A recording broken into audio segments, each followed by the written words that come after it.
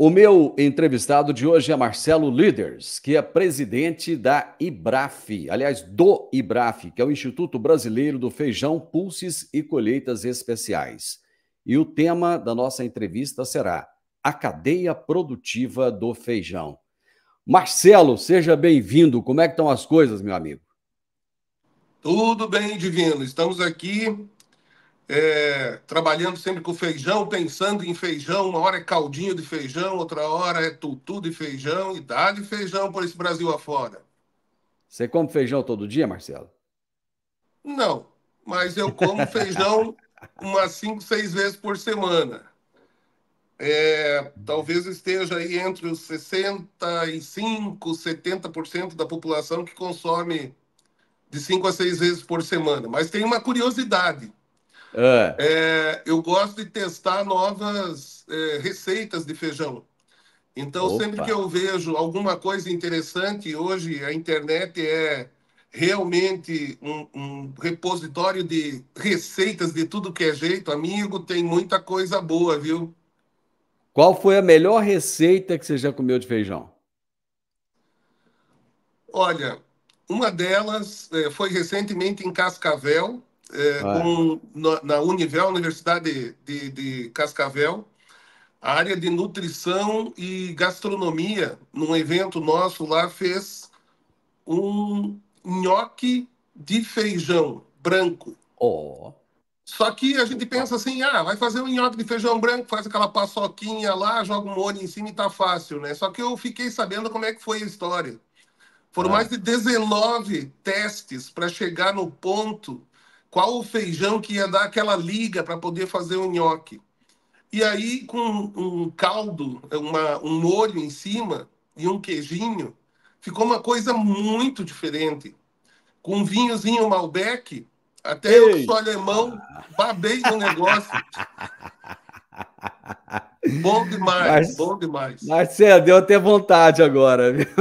Não, e tem sobremesa de feijão. Hoje de manhã, uma curiosidade divina. Hoje de manhã eu estava Hum, vendo a questão da China, né, mudanças climáticas, etc. Então, muito calor lá, muito calor. O que os chineses fazem milenarmente para hum, acalmar interiormente, para diminuir a temperatura do corpo, né, do hum. organismo? Eles utilizam uma espécie de um chá feito com feijão mungo, mungo verde. É aquele É, feijão que no Brasil a gente conhece que faz o moyashi, o broto de feijão, sabe aquele broto de sei, feijão? sei. Aquele mesmo feijão, eles utilizam, fazem uma espécie de um chá com ele, e olha, é milenar, diz que acalma o organismo. Fiquei pensando, a próxima vez que eu sentir calor, eu vou procurar fazer um chá desse e ver como é que funciona. Né? Então, o feijão tem aí curiosidades infinitas, tá? Quanto mais eu vivo, mais eu descubro sobre o feijão. Eu já comi feijão doce nos Estados Unidos. Cara, eu achei delícia. No início eu fiquei meio preocupado, né? Falei, mas que eu vou comer esse negócio doce? Isso não vai ser bom, não. Rapaz, mas achei gostoso, viu? Eu gostei. Tem algumas receitas, tem brownie feito de feijão preto. O que a gente precisa fazer, como tudo na vida, é dar uma chance, né, para aquilo. Então você vai Exatamente. experimentar. Não, não é ruim, é diferente. A primeira vez que você experimenta, puxa, mas é diferente. Mas olha, quando você leva em consideração que o feijão tem uma capacidade nutritiva que está cada vez mais valorizada, não só no Brasil, mas no mundo, você entende que essas receitas são uma forma de você nutrir as pessoas. Tá cheio de produto, né, Divino? A gente sabe de alimentos que não são recomendados pelos médicos, ultraprocessados, etc. E o Isso. feijão é algo que a gente pode utilizar em N receitas aí, de todo jeito. E ele é hipernutritivo, ele é proteico. E tem tudo aquilo que a gente já conhece de feijão, tá em qualquer receita que você for fazer. Marcelo, o arroz com feijão ainda é o prato típico brasileiro?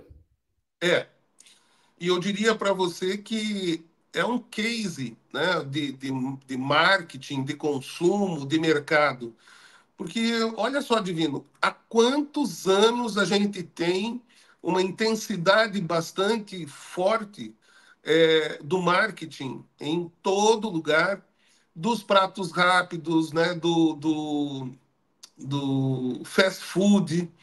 E aí, o que a gente foi vendo do feijão e do arroz? Os mais novos não lembram, mas os shopping centers, há 20 anos atrás, não tinham arroz e feijão. Era só comida rápida. Isso. Hoje, o feijão foi tomando conta e você pode ir num shopping em Manaus ou em Porto Alegre e você tem arroz e feijão lá. Então, ele continua sendo, apesar das N possibilidades que o brasileiro tem, do privilégio de estar num país que produz muito alimento, diversificados, ainda o feijão e arroz é o nosso querido, né? É o nosso dia a dia, é aquela comida que nos lembra o aconchego de casa, aquele feijão da nossa mãe, né? É nosso, né? É o nosso símbolo maior da gastronomia. Isso é cultural, eu acredito que muitos e muitos anos à frente isso vai continuar acontecendo. Marcelo, qual que é o objetivo do IBRAF, Instituto Brasileiro de Feijão, Pulses e Colheitas Especiais? Nosso objetivo é esse que a gente conseguiu fazer com vocês, ficou com água na boca agora há pouco, tá? A nossa, o nosso objetivo é que as pessoas possam consumir feijão, porque para nós o feijão é uma causa social. Quando você pensa em feijão do ponto de vista de produção, você vai do menor produtor, daquele que produz para sua sobrevivência, né? Aquele produtor empresarial que planta 5, 10 mil hectares e que tem no feijão também a possibilidade de renda. Esse é o feijão, então ele tem esse aspecto social. O outro aspecto social do feijão não há como você produzir proteína com menor demanda de recursos naturais. Né? O feijão é a menor demanda de recursos naturais por quilo de proteína entregue. Então, não tem como você produzir proteína para sustentar um ser humano com menos água, com menos recursos naturais. E olha, apesar de que em alguns momentos nós sentimos o feijão mais caro, depois mais barato, quando você olha que 1 quilo de feijão alimenta 13 a 14 pessoas, dependendo da receita, você entende que é muito democrático. Ele realmente é um alimento que chega à mesa do brasileiro com um custo bastante baixo. Marcelo, o que que são os pulses e colheitas especiais? Então, os pulses, a palavra pulses não vem do inglês, né? Algumas vezes nós somos levados a pensar isso. Eu também, a primeira vez que eu vi, achei que era um termo em inglês, mas não, ele é latino. Ele vem do latim.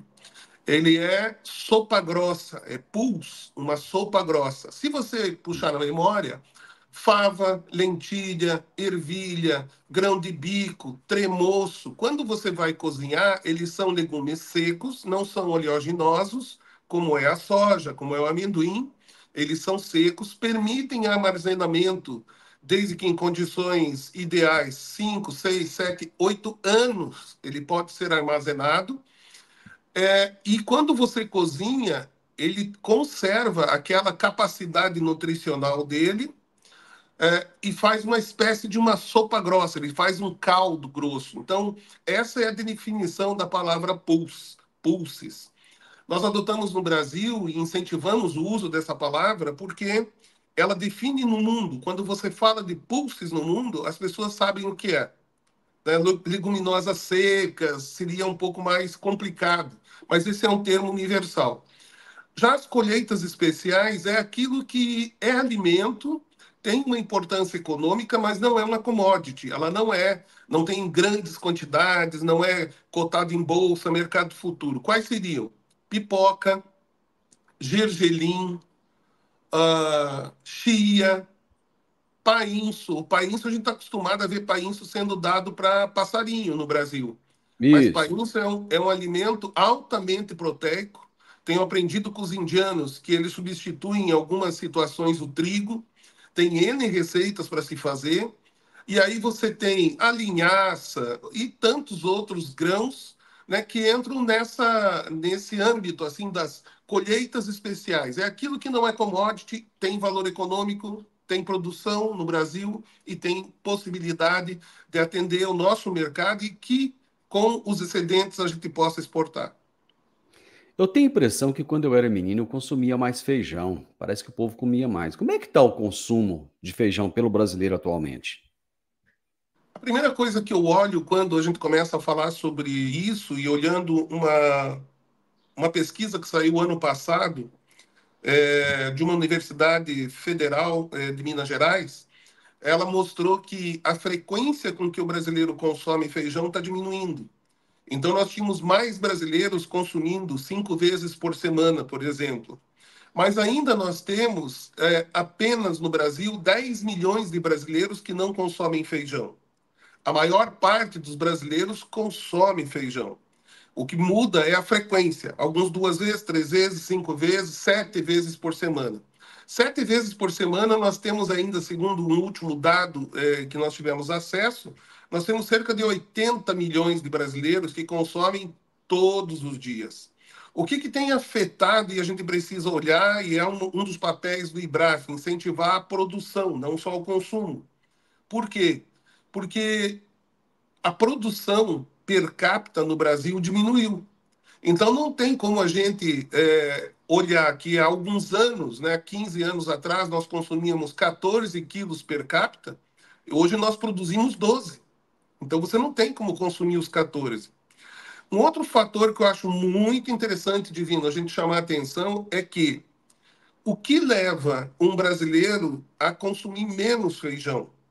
Nessa mesma pesquisa que eu citei há pouco, levada a cabo pela Universidade Federal lá em Minas, eles mostraram no final do artigo o que estaria levando os brasileiros a consumir menos feijão. Primeira coisa, praticidade.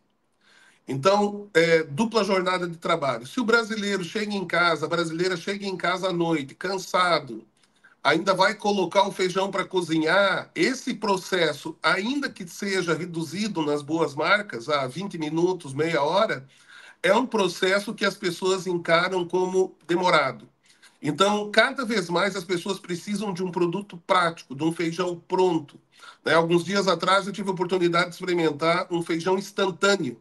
Em 7, 8, em menos 5 minutos você tem ele pronto com o teu tempero. Fantástico. Isso precisa ser popularizado, isso precisa ser acessível à população. As pessoas hoje chegam em casa à noite, estão cansadas, têm as suas tarefas, têm filhos e tudo mais, e não querem ficar escutando aquele barulhinho da panela de pressão lá, cozinhando feijão. Então, esse é um caminho. Qual é o outro motivo que leva um brasileiro a diminuir o consumo de feijão? É o preço. Como você lembra, né? Volte e meia a gente tem assim, subiu o preço do feijão, é o vilão da inflação. Caiu o preço do feijão, o produtor está reclamando que o preço está muito baixo. Subiu de novo. Isso é terrível. Cada vez que sobe, nós estamos empurrando o nosso consumidor, vai consumir outras coisas, vai experimentar outras coisas.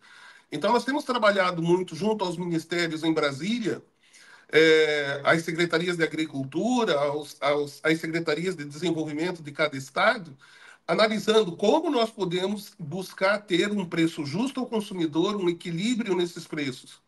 E uma das alternativas tem sido dizer para o produtor: pode produzir este feijão este ano, porque você vai ter mercado interno e, se sobrar, você vai ter exportação. Por exemplo, esse ano é o primeiro ano na história que nós estamos exportando feijão preto, mais de 50 mil toneladas do Paraná. Por quê? Porque houve uma superprodução no Paraná, houve um volume maior de feijão concentrado. Se não fosse a perspectiva da exportação, Divino, com certeza nós teríamos aí produtores com preço muito baixo sendo desestimulados, e o ano que vem iriam diminuir a área plantada, causando de novo uma subida de preço. Então, é um produto muito importante para nós não darmos a atenção devida. Né? Nunca vi, por exemplo, em nenhuma pesquisa, alguém dizendo: eu estou deixando de consumir feijão porque eu não gosto mais de feijão. Não é. A pessoa deixa de consumir o feijão por esses motivos que eu coloquei, mas jamais porque ele não gosta de feijão. Você falou da diminuição de área de plantio. Plantar feijão é um bom negócio ou não? É um bom negócio desde que tenha um cuidado, né, de que cada variedade de feijão, mesmo que seja o carioca. Mas tem carioca que é da Embrapa, desenvolvido pela Embrapa. O outro é do Instituto Agronômico de Campinas, do IAC. O outro é do IDR. O outro é TA. Tudo é feijão carioca. Mas não é receita de bolo. Eu não sou agrônomo, mas observo muito nos eventos que nós fazemos que os pesquisadores, eles batem muito nessa tecla. Não é receita de bolo. E você tem cada vez mais uma tecnologia mais apurada. Eles estão descobrindo cada vez mais interações de todo tipo que você imaginar, inclusive com a biota do solo. O solo tem que estar vivo, né, para que o feijão seja bem produzido. Existem variedades hoje que suportam melhor o calor, que suportam melhor um estresse hídrico, mas existem pragas, né, que estão sendo trabalhadas e a busca de conseguir vencer. Nós temos observado uma grande demanda, uma grande audiência do produtor e dos agrônomos nos grupos técnicos, né? O WhatsApp permitiu fazer isso, a gente tem alguns eventos, tem o AgroApp que está tendo sucesso nisso também, de disponibilizar informação técnica, quer dizer, como é que eu lido ou qual é a última palavra dos especialistas sobre determinado desafio agronômico que eu tenho. Então, tendo esse cuidado, eu vou dizer para você que o resultado econômico do feijão é excelente. Quando a gente olha, né, a possibilidade de você ter feijões com um ciclo um pouquinho mais curto, ou feijões que se destinam a situações diferentes, né, um feijão fradinho, muito mais rápido, um feijão vermelho, mercado interno e externo, o feijão preto que eu citei há pouco, o rajado. Ora, nós temos hoje de cultivares lançados e que tem demanda no momento, mais de 18 diferentes cultivares de feijão. Em 2010, nós tínhamos sementes aí de 2 que eram exportados. Hoje são 18. Então, nós podemos atender a demanda a, o hábito de qualquer brasileiro, né, o desejo de qualquer brasileiro, e de mais 70 países, onde nós temos capacidade de entregar um feijão que faz parte da cultura deles. Como é que é formado o preço do feijão? Por exemplo, a soja, nós temos lá a Bolsa de Chicago, que determina, quer dizer, o produtor não tem muito ali o que fazer. No caso do feijão, como é que é? Antigamente existia o mercado em São Paulo, lá no Brás, em São Paulo, mas ele era muito limitado como referência de preço, porque ele atende à demanda de São Paulo, normalmente um pouquinho da demanda da cidade de São Paulo. E aquilo era referência de preço. Por isso, há 5 anos atrás, nós criamos o Preço Nacional do Feijão, o PNF. O que é o PNF?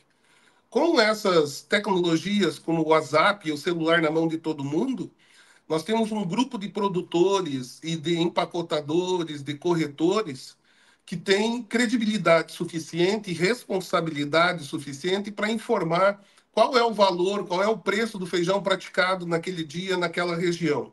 Isso tem ajudado muito com que os produtores, instantaneamente, ao ter uma venda relatada nesses grupos, né, nós temos o Clube Premier, que nós entregamos essa informação online para eles o tempo todo, ele saiba qual é o preço do feijão naquele momento. Então, por exemplo, ele vai migrando durante o ano. Nós agora estamos saindo de um período em que a maior referência estava no Paraná. Paraná estava dominando a produção de feijão nos últimos 60 dias. Agora ela vai para onde? Ela vai para Goiás. Vai para Goiás, lá para o Vale do Araguaia. Vale do Araguaia e aquela região de Morrinhos, ela tem aí uma produção de feijão irrigado bastante importante a partir de agora. Então, todos os olhos vão se voltar para lá. Por quê? Ainda que exista um feijão em Minas Gerais, se o comprador está em Salvador, ele vai fazer a conta. Quanto está em Goiás? Ah, em Goiás, vamos pegar um número qualquer, R$ 300. Então, o feijão que estão me pedindo 305 em Minas, talvez valha a pena, porque eu tenho um frete para buscar lá no Araguaia. Assim, o contrário também é verdade. Eu sou um comprador do interior do estado de São Paulo. O Araguaia talvez fique mais perto para mim, tem aí um frete melhor. É dessa forma que se forma, agora ficou redundante, né? É dessa maneira que se forma o preço do feijão atualmente. Então, é de relatório de quem vive e respira o mercado de feijão. E nós temos a expectativa agora, a CNA, junto com o CPEA, está buscando estabelecer uma referência do CPEA para o feijão, que nós achamos excelente, porque é básico, você tem que ter o preço de referência para poder ter uma comercialização transparente. Bacana, isso é importante. Bom, você falou aí dos grupos de WhatsApp, o que mais o IBRAF faz para levar informações para os produtores? De que maneira vocês conseguem chegar até ele, fora o WhatsApp? Bem, o Clube Premier é um clube de produtores aí que tem cerca de 200 produtores, pequenos, grandes, médios, né, que discutem e têm essas informações e recebem essas informações diariamente. Fora isso, nós vimos a necessidade de ter um fórum nacional. Nós fizemos o Fórum Nacional, ou vamos fazer o Fórum Nacional em outubro, dia 2 e 3 de outubro em Brasília, vai ser o 10º Fórum Brasileiro do Feijão. Nesse fórum, nós levamos informações importantes sobre comercialização, perspectiva, principalmente dos feijões, para os próximos meses, né, e anos, em algumas circunstâncias, tanto no Brasil quanto no mundo. Mas também levamos painéis que sejam específicos de novidades tecnológicas, de manejos, de novas formas de combater as pragas, novos produtos que auxiliam os produtores, né? Os bioinsumos, toda hora você tem novidades nessa área também, que em conjunto com os defensivos tradicionais consegue muitas vezes uma redução de custo e uma otimização do impacto dessas moléculas. Então, isso a gente leva também. Mas nem todo mundo pode estar em Brasília. Então, nós fazemos o Pulse Day, vamos ter 11 eventos, nós vamos ter eventos no Mato Grosso, vamos ter eventos em Goiás, em Minas, no Paraná, na Bahia, Santa Catarina, Paraná eu citei, São 11 eventos que nós teremos até o final do ano agora, que é chamado Pulse Day, é o dia dos pulses, é dia de pensar sobre a região. Então, se você está em Cristalina e nós temos lá um evento, um Pulse Day, nós vamos procurar trazer para aquele produtor informações que tenham a ver com o manejo na região. Quais são as cultivares recomendadas para a região, quais são os desafios maiores para aquela região, a questão da comercialização, como aquela região pode otimizar a comercialização, a perspectiva, além de criar um networking, porque aí você recebe exportadores, empacotadores, corretores, produtores, técnicos, todos num ambiente ali, e disso saem negócios, né? Sai conhecimento, sai decisões de plantio, enfim, de manejo da cultura que resulte naquilo que é importante, entregar no bolso do produtor o resultado por todo o seu esforço. No início do mês agora, vocês realizaram o Simpósio Nacional do Feijão, aqui pertinho, em Goiânia. O que esse simpósio trouxe de novidade para o setor? Bom, o que nós observamos é um dos grandes desafios esse ano ele está com a mosca branca, um velho problema que nós temos no Brasil, a mosca branca contaminada com o vírus do mosaico dourado. Isso traz uma praga que tem incomodado muito, né, e ainda está incomodando.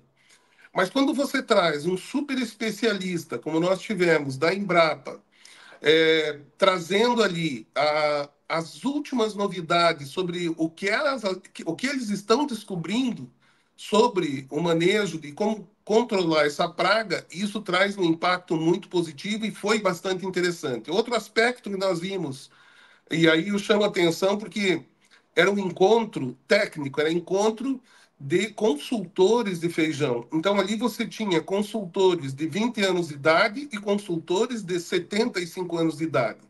Mesmo esses super experientes, me chamou a atenção que até a última palestra eles estavam com caneta na mão, cadernetinha na mão e tomando nota.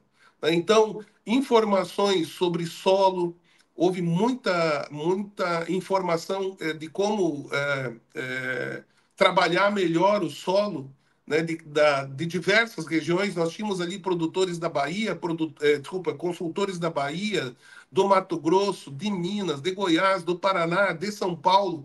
Esse mix de produtores enfrentando algumas vezes os mesmos desafios, debatendo junto com os pesquisadores o que eles como consultores, como agrônomos, como especialistas da área, têm percebido.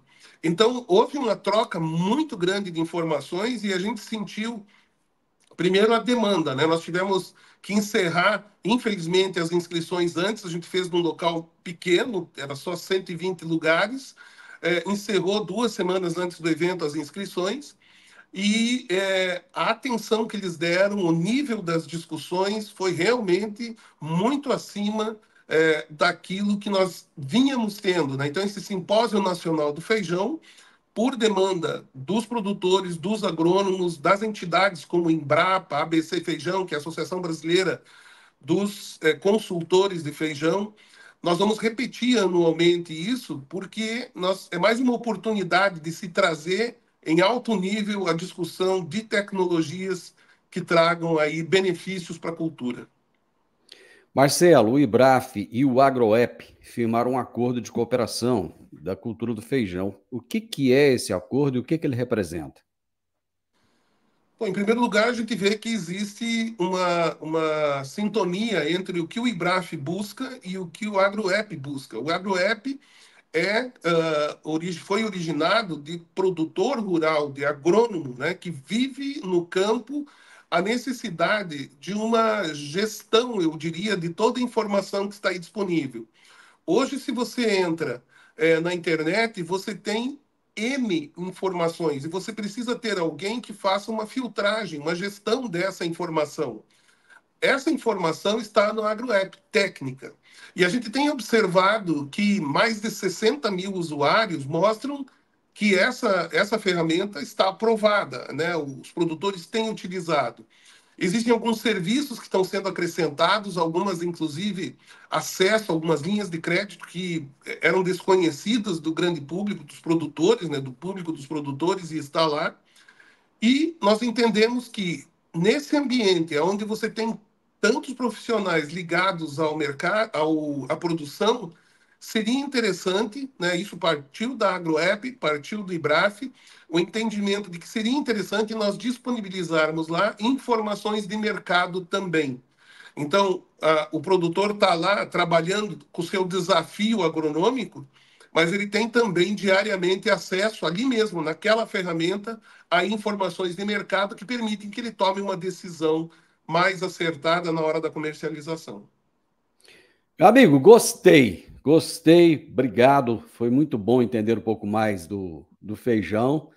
E vamos comer mais feijão, vamos comer mais, né? E torcer para o pessoal plantar mais também. Obrigado, viu? Não tenha dúvida, fica aí o incentivo aos produtores, né? Bem orientado, o produtor tem no feijão um produto de ouro, com certeza. Um forte abraço, viva o feijão do Brasil. Obrigado pela oportunidade de vir. Viva o feijão! Vamos comer mais feijão. Eu conversei com o Marcelo Líders, que é presidente do IBRAF, Instituto Brasileiro de Feijão, Pulses e Colheitas Especiais, e nós falamos sobre a cadeia produtiva do feijão. Você, meu amigo, minha amiga que está me ouvindo, me assistindo, você gosta de feijão? Então deixa um comentário aí, conte pra gente, deixa uma receitinha, se você conhece o jeito diferente de fazer o feijão, deixa uma receita aí pra gente, tá bom? Compartilhe com outras pessoas e se inscreva nesse canal. Deixa um like pra gente também. Um grande abraço para você e até a nossa próxima prosa. Tchau, tchau.